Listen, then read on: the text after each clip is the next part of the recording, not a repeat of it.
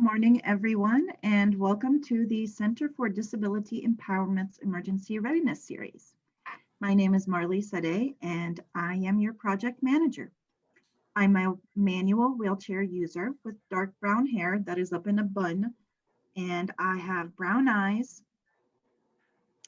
I am wearing a purple dress with long sleeves, and my pronouns are she and her. Today's presentation is on emergency transportation. And we have an hour and a half with our three presenters, and I will introduce each of them as their part of the presentation comes up. First, I'm going to ask Jamie to give us a little bit of a Zoom etiquette and instructions before we get started. Attendees will be muted during this webinar. You can use the chat feature in Zoom to post questions and communicate with the host. This webinar is being recorded and we will post an archive of the webinar on our YouTube channel. The link will be shared via email along with the slide deck and a resource page. To view the slide deck and panelists side by side, please refer to the top control panel at the bottom of your screen. There is a drop list of settings. Click on side by side mode to see the speakers and slides simultaneously. Thank you, Jamie. And starting us off today is Amanda Brooks. Amanda is the security manager for COTA, which is the Central Ohio Transit Authority. Good morning, Amanda.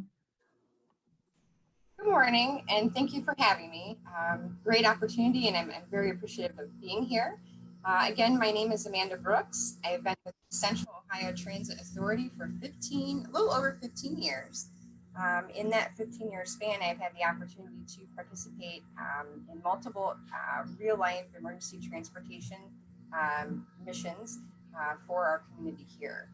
A little bit of background about me here. As security manager, I have a very diverse background. I'm very passionate about public transportation and mobility within our community. And today I kind of want to take you into my world.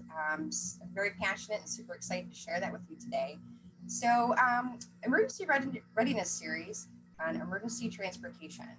So kind of want to take a high level overview and kind of then bring it down here to our local Franklin County area. So emergency preparedness, we're going to move forward to the ESF 1. Emergency Support Function 1. A lot of people are not familiar with this, as transportation kind of is in the background, but we're a leading contributor in an emergency management evacuation. So kind of want to go over a little bit of the framework. So through FEMA, they have a national incident management system, and in that is a national response framework, and within that are the ESFs, Emergency Support Functions. There are 15, and number 1 is transportation. So kind of give you a little background about what we do here locally with the Central Ohio Transit Authority is we work directly with our partners at Franklin County EMA and also with other local agencies such as the Red Cross, the City of Columbus, and other support agencies throughout our community. So what we do in the event of an emergency is usually how that life cycle goes is that Franklin County EMA and or Red Cross will reach out to COTA. And from that initial step, what we will do is we will continually assess the needs, the transportation and mobility needs of the individuals needing evacuated and or transported to shelter. So while we're doing that, we're taking in all that information. We're assessing whether that we need to send a big fixed route bus, which is our seating capacity of about 50. Right now, due to COVID, we are doing a 20 passenger max with facial mask requirements. So right now with all of that, we are taking all that into consideration. And then also while assessing if we need to do a mobility services vehicle in the event of an emergency, and or do we work with our other partners to see if there could be a better suitable mobility solution for that evacuee. So in the event of an emergency, we're in constant communication with our local agencies about what's going on during that emergency, what type of other mobility solutions do we need to provide through that life cycle. So During the evacuation life cycle, we do continually assess with our partners on the mobility needs. I did want to give a couple examples of what we do as far as emergency transportation when we are deployed on missions. He was here in Franklin County earlier this year, or I believe last year. If anybody remembers that there was flooding in a certain neighborhood, and once the safety aspect was assessed and those residents were going to evacuate to a Red Cross shelter, COTA was contacted and we stepped right in. We assessed the individuals that did need transportation, and we were able to provide mobility solutions for the individuals being transported to the shelters. We also, within our local community, I'm not sure if everybody is aware of this, but we do also, in an emergency transportation form, serve as warming and cooling centers. So for instance, if there's a large apartment fire during the winter or summer, Franklin County EMA and or the Red Cross would contact us to deploy our buses to serve as heating and cooling centers until shelters can be stood up. So there's a lot that goes into our emergency transportation here at COTA. We do meet regularly and train regularly with all of our local partners, continually strive to look for the best mobility solutions in the event of an emergency.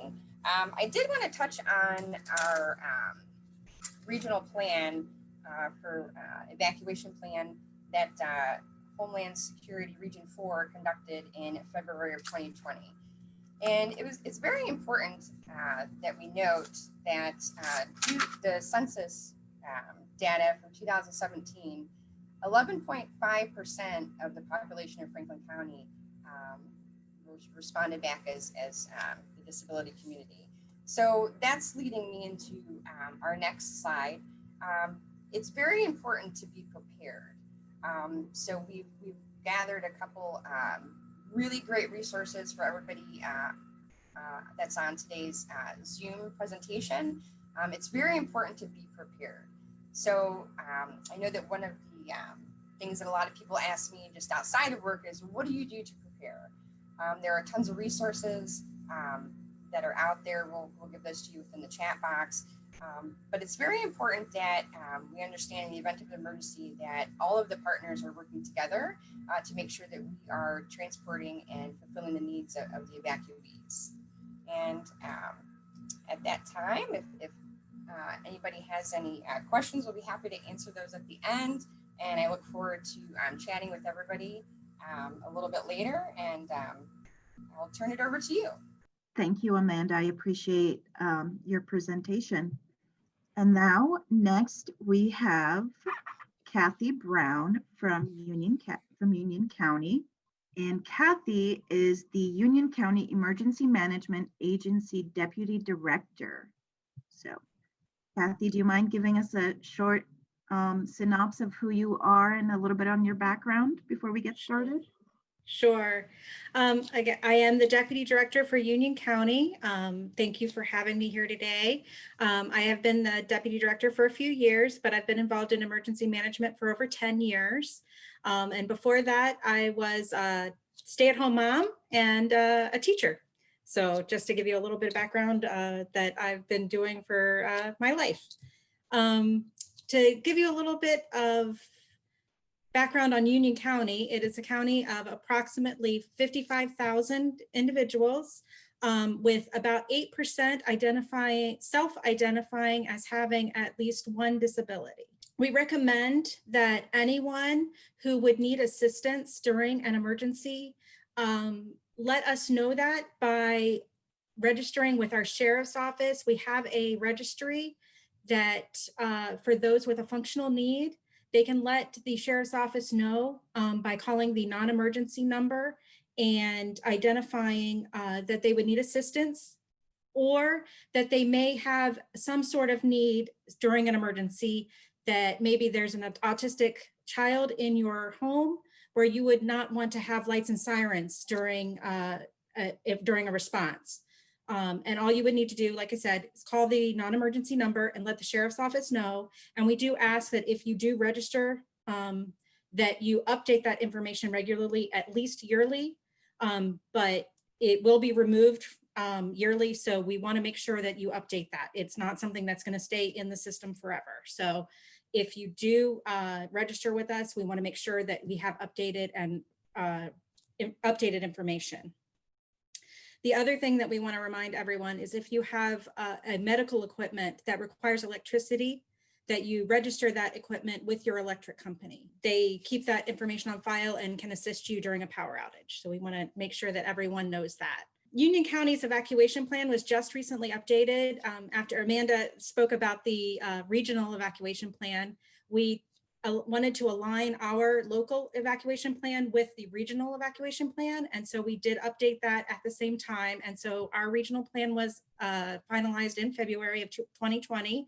We have not, because of the COVID situation, we have not had a chance to exercise our plan. So we are hoping to do that, and that will actually completely finalize our plan. But as of this time, what you're seeing on the screen now is a map of our zone system. Our evacuation starts locally, so a small evacuation would start at the street level or neighborhood level, and then go out to the townships. And then for a large scale evacuation, we combine those townships into zones. And in this situation, it would be, say, moving from north to south. We would evacuate zones, which combine the townships together. So for example, Mill Creek Township, Jerome Township, and Darby Township would be combined and evacuated together and moved out of the evacuation or hazard area. You can also see on the map the main roadways. The primary roadways are described in blue on the map, and the secondary roadways are described in green. The primary roadways are the major roadways, if you're familiar with Union County, 33, 31, 4, 42.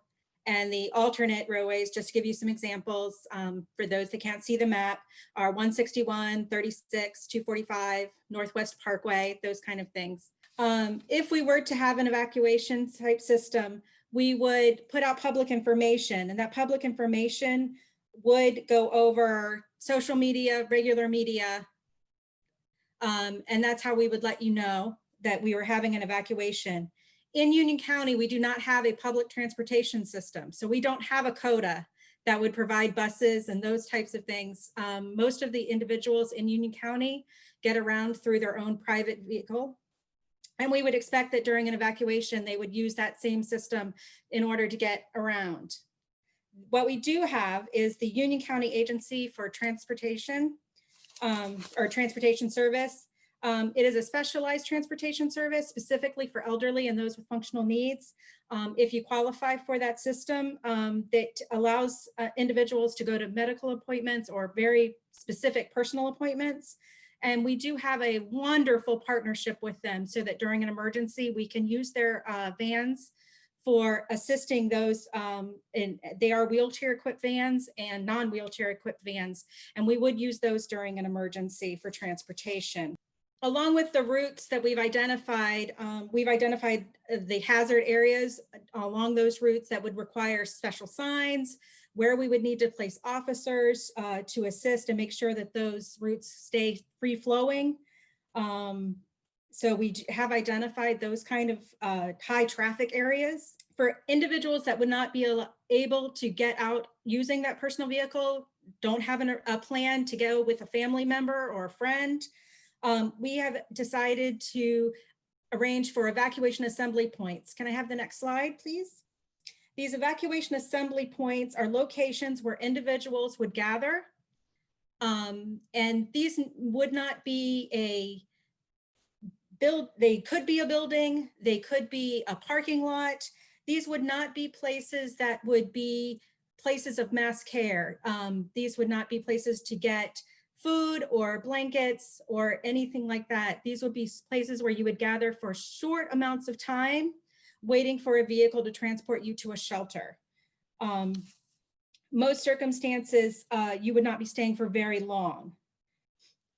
For those that do not have the ability to even get to the evacuation assembly point, we have set up a number that would be called, and then someone would pick you up at your home and take you either to an evacuation assembly point or directly to the shelter, depending on the situation and the size of the evacuation itself. Our shelters are run by the American Red Cross. We have a wonderful partnership with the Red Cross. They are the lead agency for our sheltering operations. One of the things that I love to discuss and want to make sure that I discuss during sheltering is to make sure that everyone thinks about their entire family during an emergency planning, is to make sure that they plan for their pets. Fido and Fuzzy need to be also planned for and practice their evacuation. So you want to make sure that you have everything you need to evacuate with your pets. Service animals are allowed in shelters with the Red Cross, but companion animals or your average pet would be needed to be sheltered in a pet shelter. And in Union County Humane Society is in charge of our pet sheltering operations. We try every effort to make sure that our pet shelter is located near our person shelter. However, that is not always possible. And so sometimes our pet shelter would be located at the Union County Humane Society. If a large area has to be evacuated, we would do re-entry through a phased re-entry, where as the hazard area becomes safe, which means that the utilities are back on, everything's functioning, roads and infrastructure are in place again, that's how we would bring people back in. Transportation would be done the same way that the evacuation is done. UCATs would be used, school buses would be used as the evacuation was done. I just wanted to say thank you again for allowing me to speak, because allowing us to tell everyone about our plans allows everyone to be resilient, and the more individuals are resilient and able to rely on their own resources, it allows us to save those resources for other opportunities. So thank you for having me here today. Of course, we're glad to have you today with us. You know, I've been really excited with this partnership since the very beginning. For our next presenter, we have Sean Miller from Delaware County. And Sean Miller is the County Director at the Office of Homeland Security and Emergency Management. Thank you for being with us today, Sean. Well, thank you for the opportunity to speak here today. You know, Delaware County is adjacent to Union County, and both counties are growing very quickly. As a matter of fact, each year, I think we go back and forth on which is the fastest growing county in the state. And, you know, as I'm sure Kathy can attest, with that come some somewhat unique planning challenges, one of which, of course, is the transportation and evacuation component. And so at any rate, I won't belabor that point, but it does make for some interesting planning discussions. And we're not competitive at all. No, not at all. Not at all. I don't see it. I don't see that competitive nature in either of you. Well, I'll tell you this, we steal a lot of good ideas from each other, and we have continued to do so during COVID. You know, why reinvent the wheel? And that's what my executive director says all the time. So that's right. That's right. It's not theft of intellectual property. It's flattery, actually. So we'll go with that. But again, thank you for having me here today. And I'm going to touch on some different aspects of this topic than what Kathy did. And so my first slide is a map of Delaware County. And it is a map that shows some of our hazardous materials facilities, as well as some of our major transportation routes. So in Delaware County, I-71, US 23, State Route 315, and other state routes, those are some of our major arteries in our area. And that's important from a standpoint of, okay, this might be a roadway that we're going to use given a hazard, a known hazard. So for example, we have approximately 40 hazardous materials facilities listed on our map here. Now, some of those are just cell phone towers with you know, backup batteries, lead acid batteries, but some are industrial facilities that would be of serious concern if there was some kind of a chemical leak.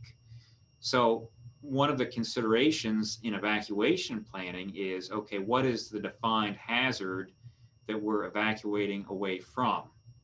And so in addition to the hazardous materials facilities on this map is a hazard that is not unique to Delaware County, but we do have more of them than perhaps other areas, and that is large dams. So we have a whole host of different dams in Delaware County. Now, the probability of having an issue at one of these dams, I want to stress, is very low, because many of these dams, especially the larger you get, have routine maintenance schedules that must be kept. Additionally, the larger ones have emergency action plans that by either state law or federal law must be in place by the dam owner. However, if there were to be an incident at one of these dams, the impacts could be very large. So it's a low probability event, a low probability incident, but a potentially very high consequence incident. So it's something that we have to look at. And of course, 2020 has been a year of all kinds of things in addition to COVID. And along those lines, we did have a class 1 dam that was starting to be of concern. Now, it didn't get to be an emergency concern or anything like that. It wasn't anything that was a threat to public safety. However, there was an issue with one of our dams. It was a private dam owner along US 42. 42 is still closed due to a sinkhole, which developed adjacent to a large dam. So it was something we were monitoring very closely with our partners with Ohio Department of Natural Resources. And Ohio Department of Natural Resources is the entity that regulates many of the dams within the state of Ohio. Anyway, we started to map out with our geographic information system what the impacted area might be. And so we started to look at the downstream consequences of a potential emergency at this dam. And so we're very fortunate in Delaware County. Our auditor's office maintains a very good GIS system, geographic information system, with a whole host of different layers on it, different data layers. And similarly to Union County, we have a registry for individuals with functional and access needs. And this registry has been in place for approximately 9 years now countywide. It started off in Liberty Township to our south, southern part of the county where the city of Powell is, and it went countywide in 2011. Now, currently we are looking at some updates, some different options for upgrading that system. However, we do have about 1,000 registrants in that system at this time, somewhere between 1,000 and 1,100. So the benefit to public safety is that, if there is a day-to-day emergency, that system is synced in with our 911 system. So if someone calls 911 from one of those addresses, first responders will know what that person's medical history is, what any kinds of medical conditions are that they're experiencing currently, so that public safety can provide a tailored level of response. However, if you kind of make that to a larger scale incident, then we can start to look at any kind of a potential evacuation zone. If we have a dam inundation or a hazardous materials incident, we can do pretty quickly an analysis of how many occupied structures do we have in that area? How many folks with functional and access needs do we have in that area? And so then we can start to make the plan. Okay, we know we're going to need to have a Red Cross shelter nearby, albeit not in the affected area, and they're going to need to accommodate X number of people and Y number of people with functional and access needs. And so then we can start to relay those figures to our partners with the Red Cross, and we can start to identify the best locations for that shelter to accommodate those needs. So the combination of our registry along with GIS overlays really is a great benefit to our planning process. So I've touched on a little bit of this already. Our GIS public safety application is a major tool for us in a variety of different planning functions, not only for evacuations, but also looking at the impacts of other types of scenarios. We have a registry for people with functional and access needs. Another point that I really wanted to hit on, not only for evacuations, but just general preparedness, is warnings and notifications. And Kathy hit on a very important point earlier with her presentation, and that is getting the word out to the public in a variety of different means. And if you look at the after action reports from around the country, one of the gaps that it is frequently identified in those reports from different incidents is jurisdictions using too few methods to get the word out to the public. And so when you think about it, everyone has different alerting needs, different warning needs. You can't blast the information out through one channel and expect that that's going to hit 100% of your population. So for example, if you put out information only on Twitter, you're going to miss out on a large part of your population. So warnings and notifications. One of the things that anyone can do to be prepared is to plan to receive warnings through a couple of different means. And so to those folks that are watching today or listening today, think about if you have ever received an Amber Alert on your cell phone. Those often come through a system that is nationwide called Wireless Emergency Alerts. And that system is very good because it is continuously improving and is geographically targeted. So think back if you've ever received a Amber Alert on your cell phone before that you haven't signed up for, you don't really know where it's from, chances are that is through wireless emergency alerts. And in my estimation, that system needs to be sold a little bit more because it is so beneficial. And FEMA is the administrator of that system, but it can be activated locally, and it can be also activated by the Weather Service as well as the state for Amber Alerts. So a variety of different partners can use that system for very serious types of incidents. So think about that and find out if your cell phone's compatible. And one of the ways you can know that is if you've received that Amber Alert or perhaps a tornado warning. So it's a very good system. Also, whether you live in Union County or Delaware County or Franklin County, find out if your county has a local mass notification system that might be utilized in an evacuation scenario or something along those lines. And then also follow your county emergency management agency on Twitter or Facebook. Most have those accounts these days. You want to have that route for good information. So look into these different means of warnings and notifications. Find out if they meet your specific needs for warnings and notifications. And I will say that wireless emergency alerts, FEMA is really trying to upgrade that and update it so that it can be more beneficial to the whole community. And during a tornado warning that we had in, I think it was September, I think that they are starting to implement an audio component to that. So it's not just text-based anymore, which is good. So they're trying to make it more accessible. And that's, I think, a thought that needs to be implemented more nationwide. And of course, the last point that I want to make on that is weather radios. They're not just for weather.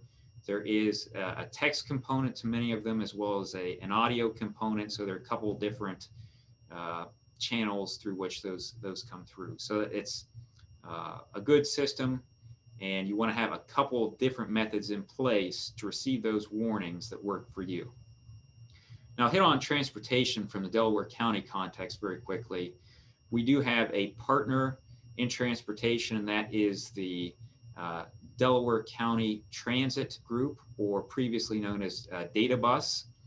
And they have been a great resource to us. We've utilized them in some smaller scale evacuation type scenarios.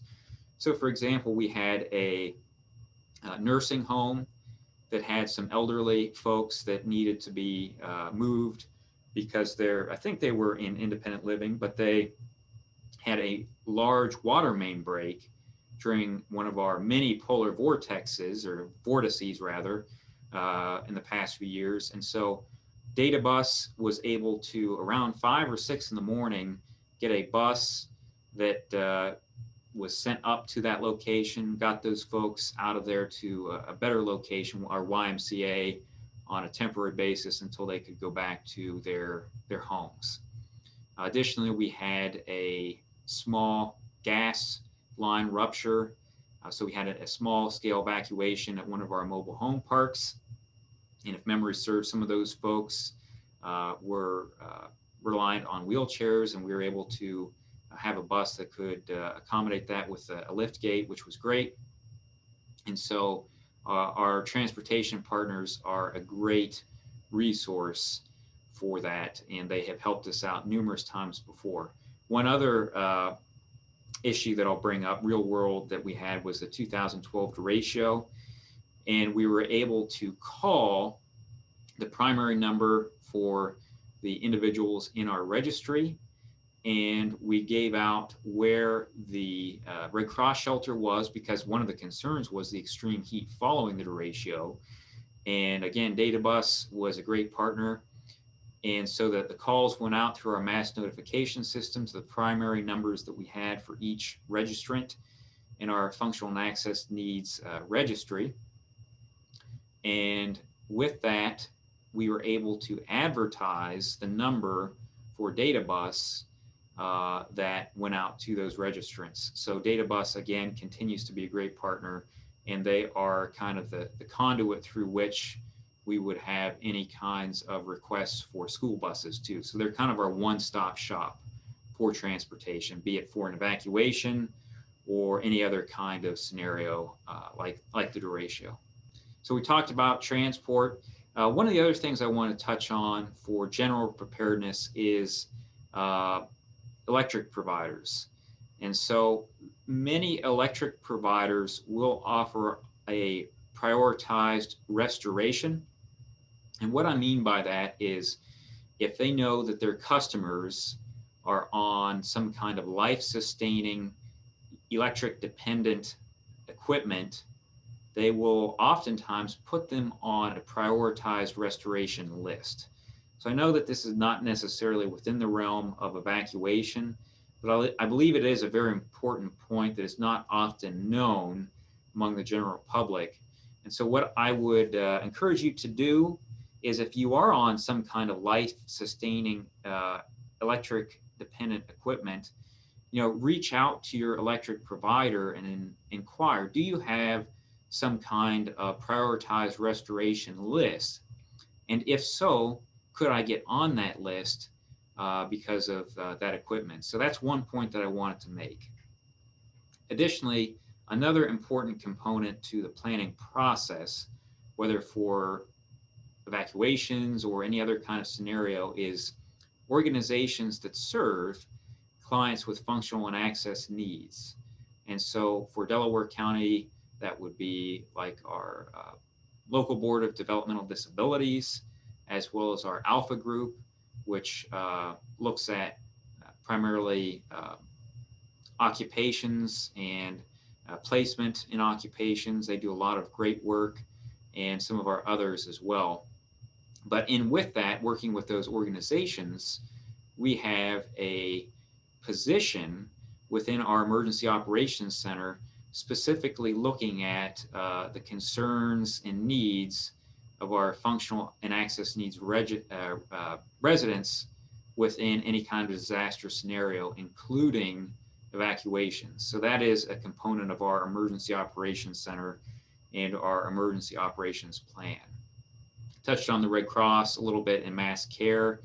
And so in addition to our data folks, our regional data partners, there's also the Ohio Department of Transportation, county engineer, et cetera, that we would utilize for partnerships if there was some kind of a large scale evacuation, to make sure that if we need to look at some kind of alternate flow on the roadways, we can implement those so that we can get as many folks moving in one direction as possible, and that all those aspects are coordinated as well.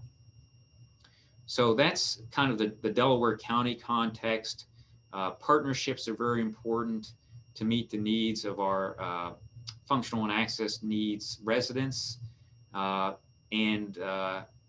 You know, the communication component is key. That is one of the ways that you can certainly be prepared, is know how to get those warnings and any kind of incident-specific information, whether it be for an evacuation or some other kind of situation. Maybe shelter in place is the preferred action that we would stress for a particular incident. So that's kind of the Delaware County context, if you will. And with that, I will hand it back to Marley. Thank you. All right, thank you, everyone. So now I have 7 questions that have been pre-generated for us, and I went about finding these questions through social media and doing outreach. I wanted the population, the community to tell me what are some of their concerns, and we have 7 here that I was hoping that each county would be able to touch on. Some of the information and some of the questions might be repeated because the speakers might have already mentioned it, but that's all right. We can elaborate further on that. And if participants, if you have comments, questions, and concerns, please add them into the chat box and we will go through them as much as possible for today. So I'm going to get started with the first question. And this question is, how do I make sure, quote unquote, demand that my power wheelchair be transported with me in case of an emergency and I need transportation? Yes, great question. COTA vehicles are wheelchair accessible / equipped. In the event of emergency evacuation, we always work with our local partners in assessing the mobility needs of the evacuee to ensure that we're responding in the proper manner. So if it means one of our big buses, mobility services, EMT, or another type of specialized mobility vehicle to respond to that mission request, we're going to work with our local partners to ensure that that individual is comfortable and transported in a fashion that makes them comfortable, and also safety is our number 1 priority. I would agree with that. You know, some of the functions that we've discussed today, we have actually implemented, albeit on a smaller scale type level. You know, thankfully, knock on wood, we haven't had to implement a large scale evacuation in Delaware County. But last year, we did have some pretty impactful flooding along the Scioto River. And unfortunately, one family did have to evacuate from their home. The husband was experiencing some mobility challenges at the time, was wheelchair dependent. And so just through communications with that couple, we knew what their needs were, and we were able to communicate those needs to the local fire department that helped them to evacuate. So to mirror what Amanda said, whether you're communicating with a regional transit authority or 911, if it's more of an emergent type scenario, make sure that you're just relaying those needs and communicating them to whoever you're communicating with. Kathy, do you have anything else to add, or? I would say communication is key. That if you can relay what your needs are, that's really the number 1 point. Okay, so let them know, essentially. Let them know, yes. Tell them there's a power wheelchair, a manual wheelchair, an oxygen tank that will need to come with you, so that they know Exactly. Okay, thank you guys. So the next question on the list is, how will you or how do you handle someone with a physical disability who also has a hearing impairment or a visual impairment? How do you handle those kinds of consumers? And do you have any procedures such as interpreters, sign language interpreters? Union County contracts with interpreters. We have interpreter contracts, so we would be using our interpreters in addition to our regular responders. And the same for us. We would work with our local partners, Franklin County EMA, Red Cross, to make sure that we're working and assessing on the needs of the individuals that are being evacuated and determining what type of transport and services would be required. I would agree with what's already been said from our perspective. You know, one of the primary conduit for us would be the 911 center, you know, with the public in an emergency situation. And so our 911 center does have the capability for text to 911. That's not, I want to stress, that's not the same everywhere in the country. Some 911 centers do have the ability for text to 911. A lot do not. Mhm. So that's an alternate way of communicating versus calling. Additionally, our 911 center maintains probably contracts with very similar services, language line, and that sort of thing. So there are alternate ways of communicating with 911, but some of those are jurisdiction specific. So that might be worth looking into depending on where you live. How would someone go about finding that information for their county? Hi, Marley. There are a number of resources that I was hoping we could put maybe in the chat box that we had sent over. I know that Franklin County EMA has a wonderful alert system. I've actually signed up for it myself. And you can do specific or the county specific notifications, and they do come through text message. So there is a diverse portfolio of options. And then also, I believe I included the website and then a phone number for Franklin County EMA. They are a wealth of great knowledge for citizen preparedness, a great group of people. I've worked with them for 15 years, and they have tons of resources to become prepared and get a plan together. All right, so the next question on our list is, what type of training do the transit authorities provide when for emergency transportation when it comes to people with disabilities? I'll take that one first. Okay. We have a great wide range of training for our transit team members, from operators to supervisors to security personnel. So a lot of the responding team members that are going to be responding or assessing emergencies as ESF1 representatives go through training courses offered by FEMA, the National Incident Management System, NIMS, the Incident Command Structure. And we also do a wide variety of transit-specific, such as National Transit Institute, Transportation Safety Institute, I think the other one, FTA, and ADA. So we've got a diverse portfolio of a wide range of training that we go through. And we continually do that annually to keep ourselves up to date with the trending emergency preparedness, just to make sure that we're growing and learning as emergency preparedness does. Our UCATS drivers train regularly with our EMA volunteers because both of them would be driving during an emergency. So it's a regular yearly training. And we do similar types of exercises throughout the year. I did want to spell out or mention that in the chat box, I posted our EMA website as well as our site through our 911 center on warnings and notifications. And Amanda hit on something earlier that I think is very important, and that is that disasters, emergencies begin and end locally. And so understanding what types of systems that your local government has in place is very important. And then you can see, what those systems are, register for them if need be, and just be familiar generally with what resources are available local. And that goes a long way toward improving preparedness.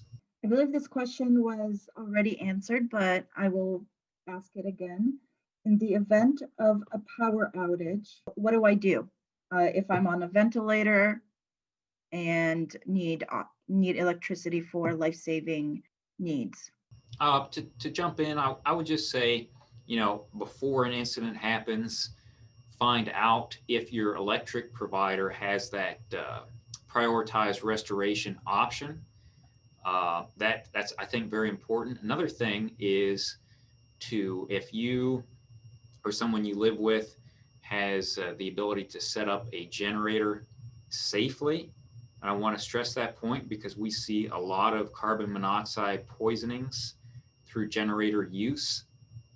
That's an option for preparedness, but you want to make sure that you use it appropriately.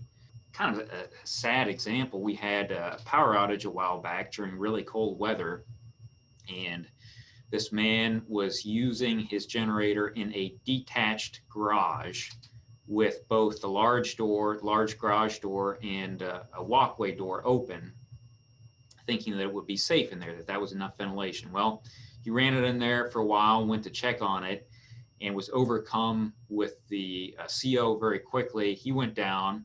Thankfully, his wife saw him, called 911.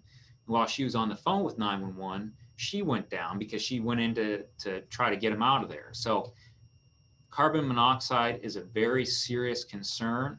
So if you do run a generator for equipment in a power outage, just make sure that you're doing so safely in a very well ventilated area, not in a garage. I'd like to add one thing, and I think kind of going back to being prepared. I think it's always great to prepare and plan for that now, especially since we're going into winter and we never know what is going to happen. Ice storms. I know I kind of lived through that myself here in Columbus, and fortunately we were able to stay in our home because we were prepared. But we were without power for 7 days. So I think that's a great example of being prepared.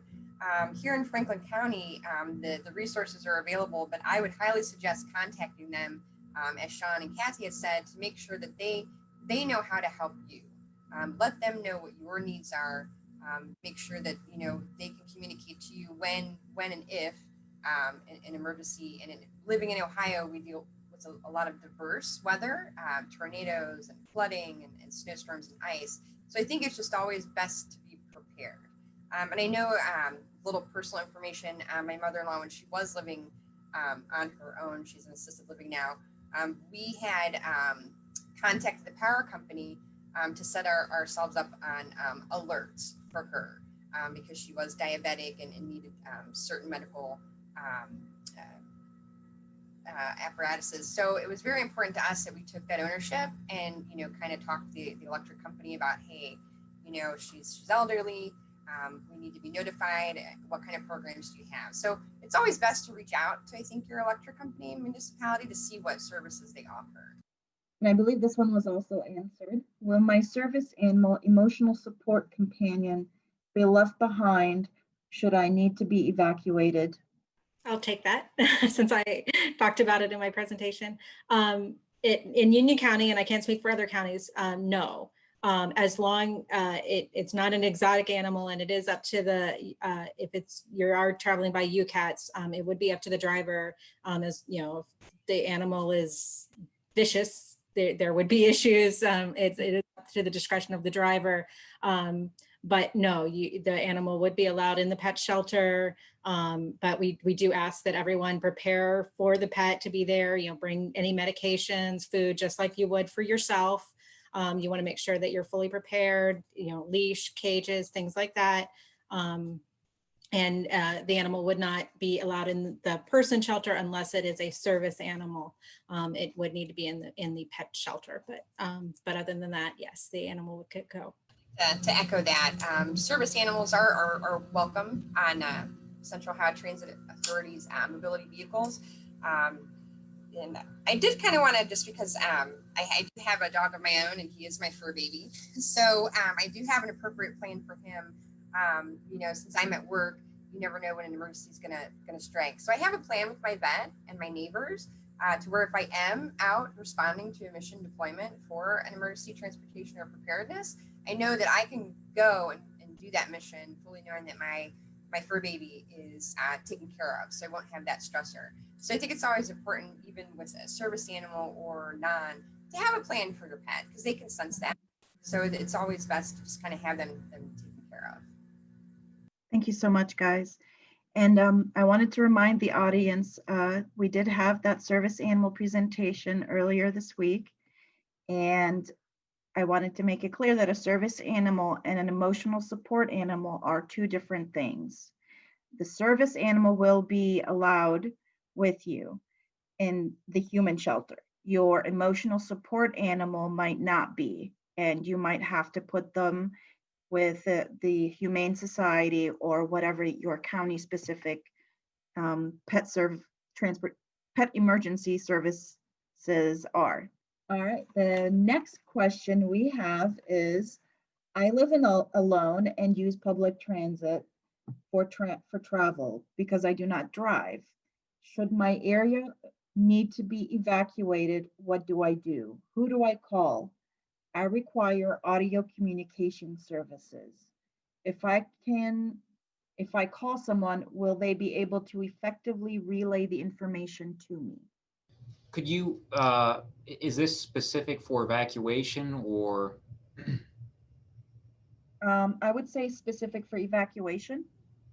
Okay. For Delaware County 911, they do still have the TTY capability in addition to language line and text to 911. So there are a variety of different ways to interact with our 911 center.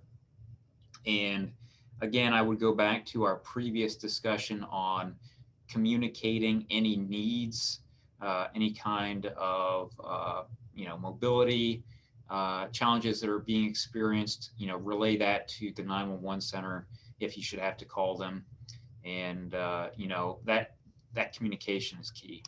It would be the same for Union County, and we have those same services. For COTA, we do have, if you want me to put it in the chat box, the TTY, TTD.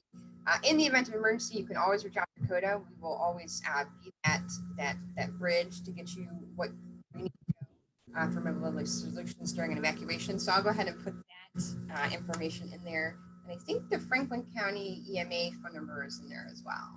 For a family with one disabled child and a service dog, will they be evacuated with parents and other two kids? Can they all stay together essentially? The plan in Union County would be, yes, they would be evacuated together. If they cannot evacuate in their own car, they would be evacuated together. Yeah, no one wants to separate a family. Same thing as Union County. And the same for here. Again, we would assess the needs and if we would, provide a mobility solution for that family and working with our partners. I echo what Kathy and Sean said. We never want to separate, especially during an evacuation. I was just thinking the same thing. It's already a very stressful experience. You don't want to cause more stress by separating families from their kids or their other loved ones. And the last question I have for you guys, I always like to know, I told you guys I always like to ask this ahead of time for people, but how can I help you help me effectively? So the communication aspect has been a repeating sentiment this whole presentation, right? So we have to communicate with them appropriately. So tell me how I can be ready for you. Who wants to go first? Go ahead, Kathy. Okay. Obviously, the communication. Like we said, for Union County, registering with the Sheriff's Office and this functional needs registry is very important. Doing as much as you can to pre-plan and have everything ready, your emergency kit, your plans in place, working with your neighbors, your friends, your family, having as much of those resources already lined up and in place beforehand, anything you can do like that is beneficial. Mhm. I would agree. And just to kind of expand a little bit, we've talked about evacuation today, and we've kind of touched a little bit on sheltering in place, but that is the other kind of general function you might be asked to do. So we might ask you to leave your home, or we might ask you to stay in your home, depending on what's going on. And we know that in Ohio, unfortunately, we are prone to severe winter weather. An ice storm could render roads nearly impassable for a few days. So keeping that in mind, think about alternate ways to heat your home safely if the power should go out, because we don't want to cause fires. We don't want to cause carbon monoxide concerns. Additionally, having 72 hours worth of food, any kind of prescriptions, no less than 72 hours, that goes a long way. So back to your question, Marley, how can residents help us help them? Well, just being prepared to be self-sustaining as much as possible for that first 72 hours is very important. And thankfully, we're not in a hurricane state where we're going to have wide swaths of destruction. However, we could have that ice storm that ratchets things up to a level 3 snow emergency, where the county sheriff might declare level 3 and the roads are impassable. And really, unless it's an emergency, people should not be out. So just having that plan in place, 72 hours worth of food for your family, your pets, prescriptions, making sure you have those in place, those are all some great steps that don't cost a whole lot of money, that don't take a whole lot of effort. It just requires a little bit of pre-thinking, a little bit of pre-planning. And I have to echo what both Kathy and Sean said. Be prepared, make that plan today. One thing that I did want to add that I do for myself, that in my emergency backpack that I have at my home in my car, just in case that I'm ever incapacitated, I actually made myself a card. So it gives my name, address, emergency contact, what I'm allergic to, my health insurance, and so that way, if I'm